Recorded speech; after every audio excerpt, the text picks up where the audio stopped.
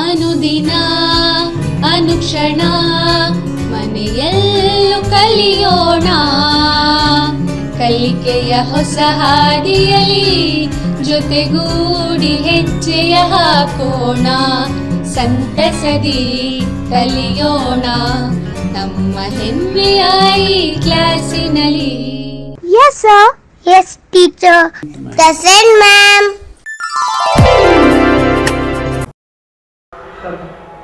नमस्कार विद्यार्थी मित्रांनो, मी सविता पवार मराठी विद्यानिकेतन बेळगाव येथे विज्ञान हा विषय शिकवते. मुलांनो, आज मी तुमच्या समोर एक छानसा असणारा भाग घेऊन आलेले आहे. तुमच्या विज्ञानच्या भाग 2 मध्ये प्रकरण 17 आहे, ते म्हणजे तारे आणि सौरमंडळ. तर याचा आज पहिला भाग आपल्याला इथं बघायचा आहे. एकूण हा जर पाठ आपण घेतला तर या पाठामध्ये आपल्याला काय काय बघायचं आहे बघा. महत्त्वाचे मुद्दे याच्यामध्ये काय काय येतील, तर त्यामध्ये पहिला महत्त्वाचा मुद्दा येतो की चंद्राविषयी आपल्याला अगदी सखोल अभ्यास हा करायचा आहे. दुसरं तर तारे, वेगवेगळ्या प्रकारचे तारे आणि ताऱ्यांचा समूह ज्याला आपण तारकापुंज असं म्हणतो, या तारकापुंजाविषयी माहिती मिळवायची आहे. त्यानंतर पुढे जाऊन सौर मंडळाचा अभ्यास करायचा आहे. आता सौर मंडळ म्हटलं आपण तर त्या मंडळामध्ये खूप साऱ्या गोष्टी येतील, म्हणजे वेगवेगळ्या प्रकारचे ग्रह येतील. त्या ग्रहांची अगदी सखोल माहिती ही आपल्याला या सौर मंडळामध्ये ही बघायची आहे. त्यानंतर याच सौर मंडळामध्ये इतरही काही सदस्य येतात. ते सदस्य कोणते आहेत, तर त्यामध्ये लघुग्रह असतील, धूमकेतू असतील किंवा मानवानं जे अवकाशामध्ये पाठवलेले कृत्रिम उपग्रह आहेत तेही असतील. या सगळ्यांची माहिती आपल्याला तारे आणि सौरमंडळ या पाठामध्ये ही बघायची. आजचा आपला हा पहिला भाग आहे, त्यामुळे या पहिल्या भागामध्ये यातील फक्त 2च गोष्टींचा अभ्यास आज आपल्याला इथं करायचा आहे. तो कोणता, एक तर आपल्याला चंद्राविषयीची माहिती ही मिळवायची आहे आणि दुसरं तर जे तारे आहेत किंवा तारकापुंज आहेत त्यांचीही माहिती आपल्याला या भागामध्ये आज बघायची आहे. चला तर मग बघूया चंद्राविषयीची माहिती काय आहे. मुलांनो, तुम्ही जेव्हा बाहेर पडता तेव्हा दिवसा पण आकाशाचं निरीक्षण करताय, रात्रीच्या वेळी पण कधीतरी तुम्ही बाहेर पडला असाल तर रात्रीच्या वेळी पण तुम्ही आकाशाचं निरीक्षण करताय. आता सकाळचं असणार आकाश आणि रात्रीचं असणार आकाश यांच्यामध्ये तुम्हाला काही फरक दिसतो का बघा. कदाचित तुमच्या घरामध्ये आजी आजोबा असतील जे तुम्हाला रात्रीच्या वेळी आकाशाचं निरीक्षण करायला पण सांगत असतील. अशीही मुलं असतील ज्याने केलेलं नसेल त्यांनी याच्या पुढं निरीक्षण करायला नक्कीच हरकत नाही. काय फरक दिसतो मुलांना तुम्हाला याच्यामध्ये, तर दिवसा आपण जे बघतो तेव्हा दिवसा आपल्याला फक्त सूर्य दिसतोय, म्हणजे सूर्याचा पांढरा शुभ्र प्रकाश तेवढा आपल्याला बघायला मिळतो. बाकी कुठल्याही गोष्टी आपल्याला दिवसा आकाशामध्ये बघायला मिळत नाहीत. रात्रीचं बघा काय दिसतं, रात्रीचं जेव्हा आपण आकाशाचं निरीक्षण करतो तेव्हा रात्री मात्र आकाशामध्ये अगदी अगणित असणारे तारे हे आपल्याला बघायला मिळतात. बघा इथं मी चित्रामध्ये हेच इथं दाखवलेलं आहे. काय दाखवलेलं आहे बघा चित्रामध्ये, पहिलं जे चित्र आहे ते रात्रीच्या आकाशाचं असणारं चित्र आहे. काय दिसतं बघा इथं, तर रात्रीच्या आकाशामध्ये आपल्याला खूप सारे तारे चमकताना किंवा चांदण्या लुकलुकताना या दिसतात आणि त्या पुष्कळ आहेत, संख्येनं पुष्कळ आहेत. हे पहिलं चित्र आहे. दुसऱ्या चित्रामध्ये बघा काय दिसते तिथं, तर दुसऱ्या चित्रामध्ये आपण दिवसाचं चित्र घेतलेलं आहे, आकाशाचं दिवसाचं चित्र. तिथं आपल्याला असे तारे जे रात्रीच्या वेळी दिसतात ते दिसत नाही आहेत. मग दिवसा नसतात का ते आकाशामध्ये तारे, अजिबात नाही आहे. दिवसाही आकाशामध्ये तेवढेच तारे हे आपल्याला बघायला मिळतात. मग दिसत का नाही, विचार करा, काय सांगाल, बरोबर आहे. काय सांगितलं बघा इथं तुम्ही की दिवसा आपल्याला सूर्याचा प्रखर प्रकाश दिसतो आणि या प्रखर प्रकाशामुळे हे तारे हे आपल्याला इथं दिसत नाहीये. मग तारे, ग्रह, सगळ्या गोष्टी या चमकणाऱ्या आकाशामध्ये आपल्याला दिसतात. याचीच माहिती पहिल्यांदा आपण इथं घेऊया. काय तारे म्हणजे मुलांनो? आता तुम्ही रात्रीच्या वेळी आकाशाचं निरीक्षण केलं, काय दिसलं तुम्हाला? तर जेव्हा तुम्ही रात्रीच्या वेळी आकाशाचं निरीक्षण करताय त्यावेळी त्याच्यामध्ये लुकलुकणारे काही गोष्टी किंवा काही वस्तू या तुम्हाला दिसतात. या ज्या लुकलुकणाऱ्या असणाऱ्या वस्तू आहेत आकाशामधल्या, ज्याच वस्तूंना म्हटलं जातं तारे. मग त्या का लुकलुकतात? बघा, कारण लक्षात येतं का? सूर्य हा तारा आहे, तोही लुकलुकतो. आता लक्षात आलं का? बघा, तारे का लुकलुकत असतील? बरोबर आहे, तर ताऱ्यांना स्वतःचा प्रकाश असतो आणि ताऱ्यांना स्वतःचा प्रकाश असल्यामुळे ते आपल्याला लुकलुकताना दिसतात. ग्रह पण आहेत, पण ते ग्रह मात्र लुकलुकत नाही आहेत. का लुकलुकत नाही? तर याच्या उलट, ताऱ्यांच्या उलट आपण सांगू शकतो की ग्रहांना स्वतःचा प्रकाश नाही आहे. मग ते प्रकाश कोणाकडून मिळवतात? तर जो तारा आहे त्या ग्रहांना जवळचा असणारा तारा, म्हणजे समजा आपण आपलं उदाहरण घेतलं पृथ्वीचं, तर आपल्याला जवळचा तारा हा सूर्य आहे. पृथ्वी सूर्याकडून प्रकाश घेते, म्हणजे सगळे ग्रह हे आपल्या ताऱ्याकडून हे प्रकाश मिळवतात आणि म्हणून ते आपल्याला प्रकाशित असणारे हे दिसतात. मग यावरून तुम्ही तारे आणि ग्रह यांच्यामध्ये फरक सांगू शकाल? बघा, लक्षात आले की नाही फरक? एक तर लुकलुकण्यावरचा फरक आपण सांगू शकतो, दुसरा तर स्वतःचा प्रकाश आहे किंवा स्वतःचा प्रकाश नाही यावरून सुद्धा तुम्हाला फरक सांगता येईल. त्यामुळे तारे आणि ग्रह यामध्ये सोपे असणारे असे फरक हे तुम्ही इथं सांगू शकता. पुढं काय? जेव्हा आपण आकाशाचं निरीक्षण केलं तेव्हा या आकाशामध्ये आपल्याला खूप साऱ्या गोष्टी बघायला मिळाल्या. म्हणजे तारे बघायला मिळाले, ग्रह आहेत किंवा उपग्रह आहेत, काही वेळा धूमकेतू दिसतात किंवा हे सोडून आकाशामध्ये इतरही काही सगळ्या वस्तू आहेत. आकाशामध्ये असणाऱ्या या ज्या सगळ्या वस्तू आहेत, या सगळ्या वस्तूंना मिळून एक शब्द दिला जातो आणि तो म्हणजे खगोलीय वस्तू. म्हणजे आकाशामध्ये या सगळ्या ज्या वस्तू आहेत ज्यांना आपण खगोलीय वस्तू असं म्हणतो. आता या ज्या खगोलीय वस्तू आहेत, या खगोलीय वस्तूंचा किंवा त्या वस्तूंशी संबंधित असणाऱ्या इतर वस्तूंचा अभ्यास सुद्धा सखोलमध्ये केला जातो. हा अभ्यास म्हणजे या खगोलीय वस्तू किंवा त्या संबंधीचा अभ्यास विज्ञानाच्या किंवा शास्त्राच्या ज्या शाखेमध्ये केला जातो त्या शाखेला म्हटलं जातं खगोलशास्त्र. त्यामुळे मुलांनो ही व्याख्या सुद्धा इथं लक्षात घ्या. खगोलशास्त्र हे शास्त्र आहे खगोलाचा अभ्यास करणारं, म्हणजे खगोलीय वस्तूंचा सखोल अभ्यास करणारं हे शास्त्र असेल, ज्या शास्त्राला म्हटलं जातं खगोलशास्त्र. मुलांनो, खगोलशास्त्राचा अभ्यास आताच फक्त केला जातो का? तर अजिबात नाही. आपण आपल्या पूर्वजांच्या काळाचा विचार केला तर आपल्या पूर्वजांनी सुद्धा त्या काळी खूप खगोलशास्त्राचा अभ्यास, अगदी सखोल असणारा, सविस्तर असणारा खगोलशास्त्राचा अभ्यास हा केलेला होता. आणि मग त्यांनी मिळवलेले जे ज्ञान होतं त्या ज्ञानावरूनच मग त्यांनी दिनदर्शिका म्हणजे काय? तर आपण दररोज जे कॅलेंडर वापरतो, हे कॅलेंडर ज्याला दिनदर्शिका म्हटलं जातं, ही दिनदर्शिका किंवा पंचांग याचा पण अभ्यास किंवा याची हे तयार करण्यासाठी त्यांनी या सखोल ज्ञानाचा उपयोग हा केलेला होता. आणि याच पंचांगावरून मग त्यांनी हवामान सांगितलं, ऋतुमान सांगितलं किंवा सणांच्या तारखा पण निश्चित केल्या. म्हणजे हे जे खगोलशास्त्र आहे किंवा खगोलीय ज्ञान आहे, या ज्ञानाची माहिती किंवा या ज्ञानाचा अभ्यास यापूर्वी सुद्धा झालेला हा आपल्याला दिसून येतो. सध्या काय? तर आपण आता बघतोय की जेव्हा आपण निरभ्र असणाऱ्या रात्रीच्या वेळी आकाशाचं निरीक्षण करतो तेव्हा आपण मगाशी घेतलं की तिथंच लुकलुकणाऱ्या, चमचमणाऱ्या चांदण्या दिसतात, म्हणजे तारे आहेत, ग्रह आहेत, हे सगळे दिसतात. पण त्याचबरोबर मुलांनो, रात्रीच्या वेळी अजून एक वस्तू आपल्याला आकाशामध्ये अगदी तेजस्वी दिसते.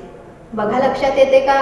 तुम्ही पण आकाशाचं निरीक्षण केलेलंच असेल. बघा, कोण सांगू शकेल का? बघा, बरोबर आहे. आकाशामध्ये रात्रीच्या वेळी जेव्हा आपण बघतो तेव्हा आपल्याला चंद्र सुद्धा अगदी गोल तेजस्वी असलेला हा दिसायला लागतो. मग हा जो चंद्र आपल्याला आकाशामध्ये दिसतो त्या चंद्राची माहिती आता आपल्याला इथं बघायची. बघा मुलांना, तुम्ही हा उपक्रम करायला हरकत नाही. समजा एक महिनाभर दररोज तुम्ही रात्रीच्या वेळी आकाशाचं निरीक्षण करताय. काय दिसतं चंद्राविषयी तुम्हाला? तर काही वेळा तुम्ही आकाशामध्ये चंद्र हा पूर्ण दिसतो, पूर्ण बघू शकताय, किंवा पूर्ण गोलाकार शुभ्र असणारा, तेजस्वी असणारा असा चंद्र तुम्हाला दिसतो. हा एक प्रकार झाला. काही दिवसांनी जर तुम्ही बघितलं तर तुम्हाला तो चंद्र दिसेनासाच होतो. याचंही निरीक्षण केलेलं असेल. आणि यांच्या मधले जर काही दिवस तुम्ही घेतलेत तर याच्यामध्ये काय होतं, तर चंद्राचा काही भाग असा कमी होत गेलेला, किंवा काही वेळा तो भाग हळूहळू वाढत गेलेला हा दिसून येतोय. आणि यालाच काही नावं दिलेली आहेत. काय? तर पहिल्याला म्हटलं जातं पौर्णिमा. मग पौर्णिमा म्हणजे काय? तर ज्या दिवशी आपल्याला पूर्ण गोलाकार चंद्र स्पष्टपणे दिसतो, हा जो दिवस आहे या दिवसाला म्हटलं जातं पौर्णिमा. म्हणजे पूर्ण गोलाकार चंद्राचं दर्शन आपल्याला त्या दिवशी होतं. याच्या उलट भाग येतो, उलट दिवस येतो, तो म्हणजे अमावास्या. काय अमावास्या म्हणजे? तर या दिवशी आपल्याला आकाशात चंद्र दिसतच नाही. आणि दिसत नसेल तर त्या दिवशी अमावास्या आहे असं म्हटलं जातं. त्यानंतर या दोघांमध्ये म्हणजे पौर्णिमेपासून अमावास्येपर्यंत किंवा अमावास्येपासून पौर्णिमेपर्यंत जर तुम्ही चंद्राचं निरीक्षण करत गेलात तर चंद्राचा छोटासा भाग हा तुम्हाला पाहायला मिळतो, किंवा छोटासा भाग हा आपल्याला बघायला मिळतो. याला काय म्हटलं जातं? तर याला म्हणतात चंद्रकोर. त्यामुळे चंद्रकोरीचं असणारं निरीक्षण सुद्धा हे आपण करू शकतो.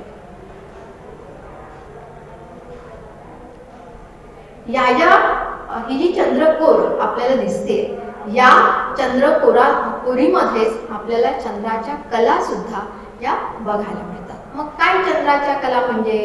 तर पूर्ण महिन्यामध्ये जेव्हा आपण चंद्राचं आकाशामध्ये निरीक्षण करतो तेव्हा त्याचा जो शुभ्र भाग आहे, त्या शुभ्र भागाचे विविध आकार आपल्याला बघायला मिळतात. आणि हे जे विविध आकार आहेत, या आकारांनाच म्हटलं जातं चंद्राच्या कला. त्यामुळे या चंद्राच्या कला इथं आपल्याला बघायच्या. बघा, आकृती मी इथं दाखवलेली आहे. काय दिसते आकृतीमध्ये? इथं मी आकृती घेतली. काय आहे बघा आकृतीमध्ये? तर एका बाजूला तुम्हाला सूर्य दिसतोय, बरोबर आहे. हा जो सूर्य आहे त्याच्या बाजूला जर तुम्ही घेतलं तर एका बाजूला मी पौर्णिमा लिहिलेला आहे आणि दुसऱ्या बाजूला मी अमावास्या लिहिलेला आहे. मगाशी आपण याच्या व्याख्या घेतल्या. काय व्याख्या घेतली? तर जे पौर्णिमा आपण इथं म्हटलेलं आहे, पौर्णिमा म्हणजे काय? तर त्या दिवशी आपल्याला पूर्ण चंद्र दिसतो, दृष्टीस पडतो. मग तिथं बघा आकृतीमध्ये दिसतोय की नाही? पूर्ण चंद्र आपल्याला दिसतोय. त्यामुळे ती जी त्याची स्थिती असेल ती पौर्णिमेची असणारी स्थिती असेल.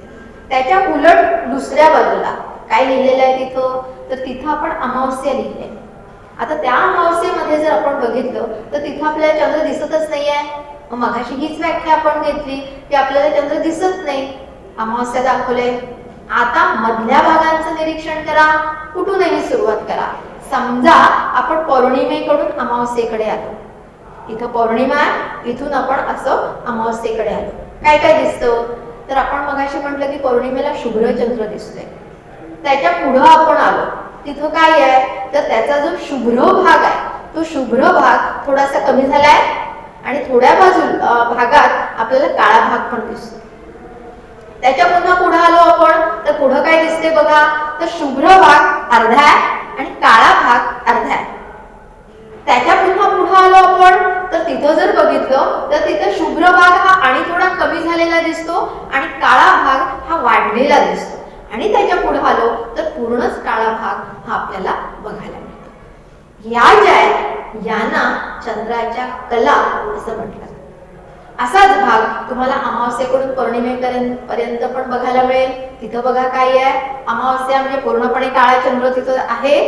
तिथून जरासं पुढं आपण गेलो तर काळा भाग थोडासा कमी झालाय आणि शुभ्र भाग थोडासा दिसायला लागलाय.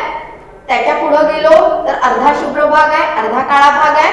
त्याच्या पुढे जर आपण गेलो तर शुभ्र भाग चंद्राचा वाढलेला आहे आणि नंतर पूर्ण पौर्णिमा ही आपल्याला बघायला मिळते. हा जो आकार आहे चंद्राचा, बदलणारा असणारा आकार, याला म्हटलं जातं चंद्राच्या कला. किती दिवस लागतात याला? तर समजा आपण पौर्णिमेकडून अमावस्येपर्यंत गेलो तर हा जो कालावधी असतो हा कालावधी 15 दिवसांचा असणारा कालावधी असतो. आणि पुन्हा अमावस्येकडून पौर्णिमेकडे आपण गेलो तरीही तो कालावधी 15 दिवसांचा असतो. म्हणजे आपण दुसऱ्या शब्दामध्ये सांगू शकतो की एका पौर्णिमेकडून पासून दुसऱ्या पौर्णिमेपर्यंत एकूण कालावधी किती असतो? तर हा 29 दिवसांपेक्षा जास्त असणारा हा कालावधी असतो. आणि याच कालावधीला आपण म्हणतो एक महिना. त्यामुळे चंद्राच्या कलांवरून आपण महिन्याचा कालावधी सुद्धा इथं सांगू शकतो. आता या ज्या चंद्राच्या कला आपण इथं चित्राद्वारे बघितल्या त्याचंच एक मॉडेल इथं आहे जे आपल्याला इथं बघायचं आहे. बघा मुलांनो, इथं आपण जे घेतले हे चंद्राच्या कला दाखवण्यासाठी असणारं मॉडेल आहे. काय दाखवलं इथं? तर इथं पृथ्वीचा भाग दिसतोय आणि इथं चंद्राच्या वेगवेगळ्या कला या दाखवलेल्या आहेत, या मगाशी आपण चित्रामध्ये बघितल्या. इथं हा चंद्र घेतलेला आहे. हा चंद्र आता आपण याच्या भोवती, पृथ्वीच्या भोवती फिरून दाखवायचा आहे. कशा चंद्राच्या कला दिसतील हे बघा. सुरुवात करूया आपण या भागापासून. इथं जर आपण घेतलं तर इथं अमावस्या दिसते. पूर्ण असणारा काळा भाग इथं दिसतो, म्हणजे पृथ्वीवरून हा पूर्ण काळा भाग आपल्याला बघायला मिळतो. समजा इथं आपण असं फिरवत आणलं, इथं काय झालं बघा, इथं काळा भाग थोडासा कमी झाला आणि थोडासा पांढरा भाग पण बघायला मिळाला. इथून आपण पुढे आलो, इथं काय दिसतं तर अर्धा काळा आणि अर्धा शुभ्र भाग हा बघायला मिळतो, म्हणजे आपण याला अर्धचंद्र म्हणतो. हा अर्धचंद्र आपल्याला बघायला मिळतो. इथून आपण पुढे आलो तर त्याचा पांढरा भाग जास्त दिसायला लागला, काळा भाग थोडासा कमी झाला. आणि इकडून इकडे आपण आलो तर आपल्याला इथून हा पांढरा शुभ्र भाग चंद्राचा पूर्ण बघायला मिळतो, म्हणजे इथं पौर्णिमा झाली.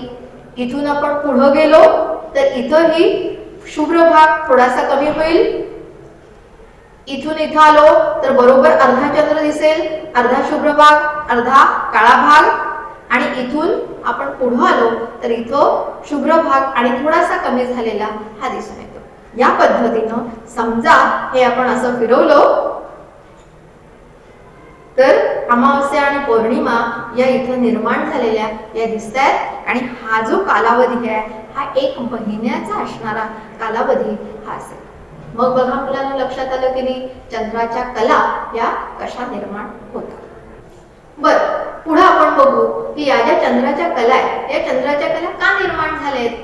तर त्याचंही कारण इथं आपण सांगू शकतो. इथे एक मी पुढचं चित्र घेतलंय की त्या चित्रावरून तुम्हाला हे सांगता येईल. बघा चित्रामध्ये काय दाखवलंय तर एका बाजूला सूर्य दाखवलेला आहे, लहानसा असणारा चंद्र पण आहे आणि त्याच्या खाली पृथ्वी आहे. सूर्याचा जो प्रकाश आहे तो सूर्याचा प्रकाश चंद्राच्या पृष्ठभागावर पडतो आणि त्या प्रकाशाचं परावर्तन होतं आणि त्यामुळे पृथ्वीवरून आपल्याला चंद्र हा बघायला मिळतो. आणि याच कारणाने पुढे आपण चंद्राच्या कला निर्माण झालेल्या या बघू शकतो.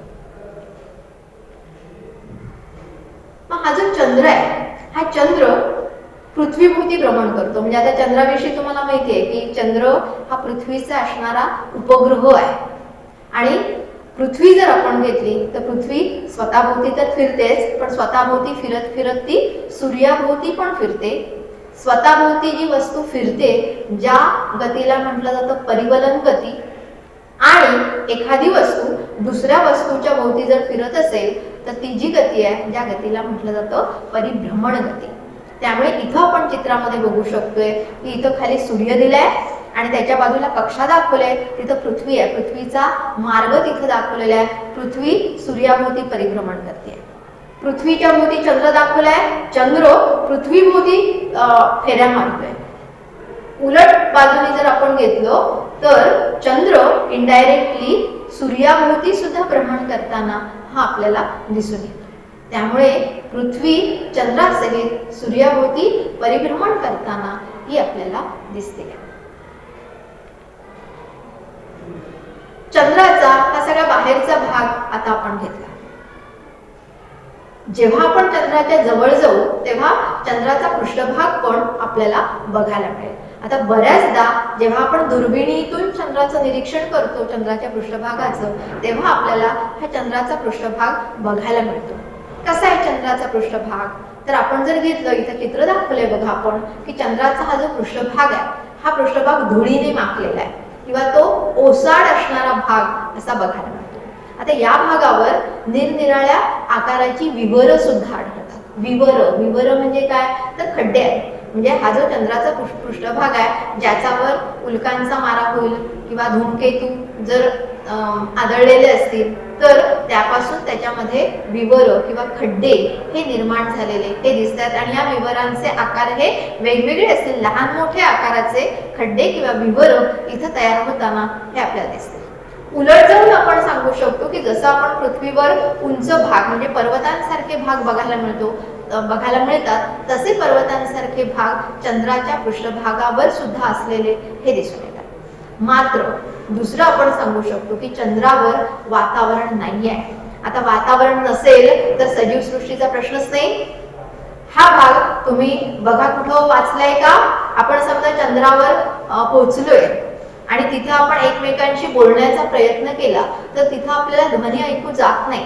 मग ध्वनी ऐकू का जात नाही? तर तिथं वातावरण नाही आहे. कारण तुम्ही ध्वनी प्रकरणामध्ये बघितलंय की ध्वनीचं प्रसारण व्हायचं असेल तर त्यासाठी कोणतं तरी माध्यम लागतं. चंद्रावर कोणतंही माध्यम नाही, म्हणजे वातावरणच नाही, आणि त्यामुळे ध्वनीचा आवाज हा आपण चंद्रावर ऐकू शकत नाही आहोत. चंद्राचा पृष्ठभाग हा इथं या पद्धतीने. आता हा जो चंद्राचा पृष्ठभाग आहे त्याचं अगदी जवळून निरीक्षण सुद्धा केलं गेलं. कोणी केलं ते? तर काही अंतराळवीर जे चंद्राच्या पृष्ठभागावर पोहोचले आणि त्यांनी चंद्राच्या पृष्ठभागाचं अगदी जवळून निरीक्षण. इथं बघा चंद्राचा पृष्ठभाग आहे आणि त्यावर माणूस उतरलेला आपल्याला दिसतोय. इथं जर आपण घेतलं तर अमेरिका देशानं 21 जुलै 1969 रोजी आपले असणारे अंतराळवीर, ज्याच्यामध्ये 2 महत्वाचे अंतराळवीर येतात, नील आर्मस्ट्रॉंग हे आणि दुसरे एडविन एड्रिन हे अंतराळवीर. यापैकी आर्मस्ट्रॉंग यांनी पहिल्यांदा चंद्राच्या पृष्ठभागावर पाऊल ठेवलं. त्यामुळे चंद्राच्या पृष्ठभागावर पाऊल ठेवणारा पहिला मानव म्हणून आपण नील आर्मस्ट्रॉंग यांचं नाव हे सांगू शकतो. पण मुलांनो लक्षात घ्या, अमेरिकेच्या अगोदर सुद्धा रशियानं काही अवकाशयानं ही चंद्रावर पाठवलेली होती. ती मानव रहित होती, म्हणजे त्याच्यामध्ये मानव नव्हता, मानव नसताना अवकाशयानं पाठवलेली होती. त्याच्यामध्ये लुना 1, लुना 2, लुना 3 यासारखी अवकाशयानं रशियानं पण पाठवलेली होती आणि त्याने सुद्धा चंद्राविषयीची बरीचशी माहिती सांगितली आहे. या उलट यामध्ये आपण सांगू शकतो की चंद्राचा एकच भाग नेहमी आपल्याला पृथ्वीवरून दिसतो. मग एकच बाजू पृथ्वीवरून आपल्याला का दिसते? तर याचं कारण चंद्राचा जो परिवलन कालावधी आहे आणि चंद्राचा जो परिभ्रमण कालावधी आहे हा सारखाच आहे. तो जवळजवळ 27.3 दिवसांचा असणारा हा कालावधी आहे आणि हा कालावधी ही गती सारखीच असल्यामुळे चंद्राची नेहमी एकच बाजू आपण पृथ्वीवरून बघितल्यानंतर ही आपल्याला बघायला मिळते. पण रशियाने पाठवलेली जी अवकाशयान आहेत त्यांनी त्याची जी दुसरी बाजू आहे त्या दुसऱ्या बाजूची सुद्धा छायाचित्र काढलेली ही दिसून येतात. समोरचा जो भाग असेल चंद्राचा जो आपल्याला दिसतोय तो त्या भागाचं मात्र निरीक्षण या अवकाशवीरांनी केलेलं हे दिसतं. मग त्या अवकाशवीरांनी तिथे असणारे दगड किंवा इतर वस्तू ज्या त्यांनी पृथ्वीवर आणलेल्या आहेत आणि त्यांचाही सखोल अभ्यास पुढं शास्त्रज्ञांनी केलेला हा आपल्याला दिसतो. त्यामुळे चंद्रावर अंतराळवीरांनी पाऊल ठेवलेलं हे आपल्याला दिसून येते. हा पूर्ण भाग झाला जो आपण चंद्राविषयी घेतला. आता आपण वळूया ताऱ्यांकडे. तारे, पृथ्वी हा ग्रह आहे आपला. पृथ्वीला जवळचा तारा कोणता? तर सूर्य हा जवळचा तारा आहे. अंतर किती आहे या ताऱ्याचं? तर आपल्यापासून जे अंतर आहे ते 150 दशलक्ष किलोमीटर एवढं असणारं अंतर हे आपल्या ताऱ्याचं आहे. आता या ताऱ्याचं अंतर जर घेतलं तर इथे आपण सरळ मोजू शकलो किलोमीटर मध्ये, पण सगळे तारे आकाराने एकच आहेत का? रंगाने एकच आहेत का? तर अजिबात नाहीये. तर ताऱ्यांच्या आकारामध्ये फरक असेल, ताऱ्यांच्या रंगामध्ये फरक असेल.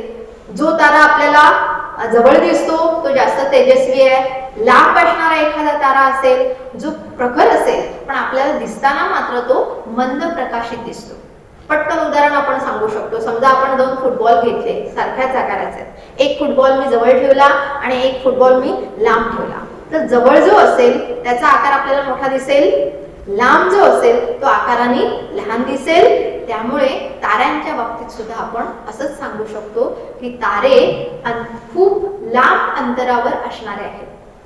मग हे जे लांब असणारं अंतर आहे ते अंतर आपण काही वेळा किलोमीटर मध्ये मोजू शकत नाही आहोत. मग कशामध्ये मोजलं जातं, तर ताऱ्यांमधलं हे अंतर मोजण्यासाठी मग पुढचं एकक वापरलं जातं आणि ते म्हणजे प्रकाश वर्ष हे एकक. मग प्रकाश वर्ष म्हणजे काय, तर प्रकाशानं एका वर्षात काटलेलं हे अंतर असतं. मग प्रकाशाचा वेग मुळात किती आहे हे आपल्याला माहिती पाहिजे, तर प्रकाशाचा वेग हा 3 लाख किलोमीटर दर सेकंद, म्हणजे एका सेकंदामध्ये प्रकाश 3 लाख किलोमीटर अंतर पार करतो. आणि या वेगानं एका वर्षामध्ये जेवढं अंतर तो पार करेल, ज्या अंतराला म्हटलं जातं प्रकाश वर्ष, आणि या एककामध्ये ताऱ्यांचं अंतर हे मोजलं जातं. मग सूर्यापासून प्रकाश जो आपल्यापर्यंत येऊन पोहोचतो त्याला किती वेळ लागतो, तर साधारण 8 मिनिटांचा कालावधी पृथ्वीवर प्रकाश पोहोचण्यासाठी लागतो. आणि म्हणून हे अंतर 8 प्रकाश मिनिट असं पण सांगितलं जातं. दुसरा कोणता तारा आहे की जो आपल्याला जवळ आहे सूर्य सोडून, तर त्यामध्ये दुसऱ्या ताऱ्याचं नाव आपण घेऊ शकतो अल्फा सेंटॉरी. हा तारा की जो आपल्यापासून जवळजवळ 4.3 प्रकाश वर्ष अंतरावर असलेला हा दिसतो. त्यानंतर या ताऱ्यामध्ये अत्यंत महत्त्वाचा असणारा, आपण म्हणू की जो आपल्याला स्थिर असताना दिसतो असा तारा येतो, तो म्हणजे ध्रुव तारा. काय आहे ध्रुव तारा, इथे आपण आकृती दाखवली बघा, खाली पृथ्वी दाखवले आणि मध्ये बाण दाखवले. हा जो बाण आहे तो बाण म्हणजे पृथ्वीचा असणारा तो आस आहे किंवा त्याचा तो अक्ष आहे, आणि त्या अक्षाच्या बरोबर टोकाला आपल्याला ध्रुव तारा दिसतो. आणि म्हणून ध्रुव ताऱ्याचा उपयोग हा दिशा ओळखण्यासाठी सुद्धा हा केला जाऊ शकतो. किंवा दुसऱ्या शब्दामध्ये म्हटलं जातं की हा ध्रुव तारा, की या ध्रुव ताऱ्याभोवतीच सगळे इतर तारे परिभ्रमण करताना हे आपल्याला दिसतात. हा ध्रुव तारा फक्त उत्तर गोलार्धातून आपल्याला बघायला मिळतो आणि म्हणून आपण तो ध्रुव तारा बघू शकतो आकाशामध्ये. दक्षिण गोलार्धामधून मात्र हा ध्रुव तारा दिसत नाही. बघा येतो, याच्यावरून आपण ध्रुव ताऱ्याची कल्पना करू शकतो. हा छत्रीसारखा भाग आहे, इथं आपण वेगवेगळे तारे हे लावलेले आहेत आणि मध्ये हा जो आहे हा ध्रुव तारा आहे आणि हा पृथ्वीचा आस असेल, अक्ष असेल. समजा अक्षाभोवती आपण हा भाग फिरवला तर या ध्रुव ताऱ्याची स्थिती बघा आपल्याला कशी दिसते. मी हा भाग फिरवते, बघा फिरवल्यानंतर काय दिसलं तुम्हाला इथं, तर बाकीचे जे तारे आहेत ते तारे फिरताना स्थिर नसलेले हे दिसतात. पण हा जो ध्रुव तारा इथं आहे, अक्षावर असणारा ध्रुव तारा, त्याचं स्थान मात्र आपल्याला एकाच ठिकाणी दिसतं. असं का, तर तो अक्षावर आहे. म्हणजे अक्षावर असणारी कोणतीही गोष्ट जी आपल्याला स्थिर असलेली ही दिसून येते आणि म्हणून ध्रुव तारा पण स्थिर असल्यासारखा वाटतो. प्रत्यक्षात तोही स्थिर नाहीये पण असं आपल्याला वाटतं. त्यामुळे हा महत्त्वाचा असणारा ध्रुव तारा की ज्याच्यावरून दिशा पण ठरवल्या जाऊ शकतात. त्यानंतर पुढचा भाग येतो की ताऱ्यांचा समूह. ज्यावेळी आपण आकाशाचं निरीक्षण करतो त्यावेळी त्याच्यामध्ये आपल्याला वेगवेगळ्या आकारांचे तारे वेगवेगळ्या आकारात पुन्हा एकत्र आलेले हे दिसून येतात आणि त्यापासून त्यांचा एक समूह तयार होतो. आणि हा जो समूह आहे या समूहाला म्हटलं जातं तारकापुंज. त्यामुळे योग्य आकाराच्या ताऱ्यांच्या समूहाला आपण तारकापुंज असं म्हणू. इथं काही तारकापुंजांच्या आकृत्या दिलेत बघा, जे तारकापुंज आपल्याला पुढं बघायचे आहेत. पहिला आपल्याला दिसतो जो सप्तर्षी तारकापुंज आहे. बघा इथं सप्तर्षी तारकापुंज इथं आपण दाखवलेलं आहे. काय दिसते इथं, तर इथं जर बघितलं तर एकूण तुम्हाला 7 असणारे तारे जे एका आकारामध्ये जोडलेले हे दिसतात. आता हा जर आकार तुम्ही घेतला तर तो आकार एखाद्या पळीसारखा असलेला दिसतो. त्याच्यामध्ये 4 तारे हे एकत्र आहेत आणि त्याचा दांडा आहे किंवा याला आपण पतंगासारखा आकार, असे वेगवेगळे आकार घेऊ शकतोय. भारतीयांनी याला सप्तर्षी असं नाव दिलं कारण त्यांनी कल्पना केली की हे 7 ऋषी आहेत. याला Ursa Major, big dipper, great bear असं सुद्धा म्हटलं जाऊ शकतं. आता हा तारकापुंज केव्हा बघायला मिळतो तर उन्हाळ्याच्या रात्री पहिल्या प्रहरी आपल्याला हा तारकापुंज हा बघायला मिळतो. आता याच तारकापुंजावरून जो खोलगट भाग आहे तिथे असणारे जे 2 तारे आहेत त्यावरून सरळ आपण इथं ध्रुव तारा दाखवलाय. म्हणजे त्या ओळीमध्ये आपण ध्रुव ताऱ्याचं निरीक्षण करू शकतो. आणि असं जर सप्तर्षीचं आपण निरीक्षण करत गेलो तर सप्तर्षीचं स्थान आपल्याला बदलताना दिसतं. ते दुसऱ्या चित्रामध्ये आपण दाखवलंय, मध्ये ध्रुव तारा आहे आणि त्याच्याभोवती सप्तर्षी फिरताना हे आपल्याला दिसून येते. दुसरा तारकापुंज येतो ओरियन तारकापुंज. याच्यामध्ये बघा किती ताऱ्यांचा समावेश होतो तर तिथं 7 ते 8 तेजस्वी ताऱ्यांचा समावेश होतो. आणि हे जे तारे आहेत हे चमकणारे तारे हे एकमेकांना जोडून एक विशिष्ट आकार तिथं तयार झालेला हा दिसतो. आता हा जो ओरियन तारकापुंज आहे त्याच्यामध्ये आपल्याला जे 3 तारे दिसत आहेत त्या 3 ताऱ्यांच्या बाजूने आपण सरळ रेष घेतली तर तिथं अजून एक तेजस्वी असणारा तारा दिसतो आणि तो तारा म्हणजे सिरियस हा अवकाशातील तेजस्वी असणारा असा तारा असेल जो आपण या ओरियनवरून हा बघू शकतो किंवा त्याचं स्थान हे निश्चित करू शकतो. शेवटचा तारकापुंज येतो कॅसिओपिया. आता याचा जर आकार तुम्ही इथं बघितला काय दिसतो बघा आकार, एक तर तो W सारखा आहे किंवा दुसऱ्या बाजूने बघितला तर तो M सारखा असणारा आकार या तारकापुंजाचा आपल्याला दिसतो. केव्हा दिसतो हा तारकापुंज आपल्याला तर हिवाळ्याच्या रात्री प्रथम प्रहरी आपल्याला हा तारकापुंज हा बघायला मिळतो. त्यामुळे एकूण एवढ्या असणारे तारकापुंज हे आपल्याला आकाशामध्ये स्पष्टपणे बघायला मिळतात. बघा मुलांना लक्षात आलं का काय काय माहिती घेतली आपण? चंद्राविषयी माहिती घेतली, ताऱ्याविषयी माहिती घेतली आणि तारकापुंजांविषयी माहिती घेतली. आणि याचवर आधारित आता मी तुम्हाला काही स्वाध्याय प्रश्न देणार आहे. हा सोपे प्रश्न आहेत. त्यामध्ये पहिला येतो तारे आणि ग्रह यामध्ये फरक काय. अगदी सुरुवातीला आपण हे बघितलेलं. दुसरं तर चंद्राच्या कला आपण मॉडेल सुद्धा बघितलं आणि आकृती पण बघितली. त्या आकृतीच्या सहाय्याने हे तुम्हाला स्पष्ट करायचं आहे. तारकापुंज कशाला म्हणतात, त्यांची नावं काय आहेत ही पण बघायची आहे. ध्रुवताराविषयी माहिती तुम्हाला सांगायची आहे. आणि पुढे जाऊन अजून एक उपक्रम तुम्हाला करायचा आहे की 1 महिनाभर तुम्हाला आकाशाचं निरीक्षण करायचं आहे आणि या सगळ्या गोष्टी प्रत्यक्ष अनुभवायच्या. हा भाग आपण इथंच थांबूया. पुन्हा एकदा पुढच्या भागात मी तुमच्या भेटीला येईल. तोपर्यंत धन्यवाद. अनुदिना अनुक्षणा ಮನೆಯಲ್ಲೂ ಕಲಿಯೋಣ ಕಲಿಕೆಯ ಹೊಸ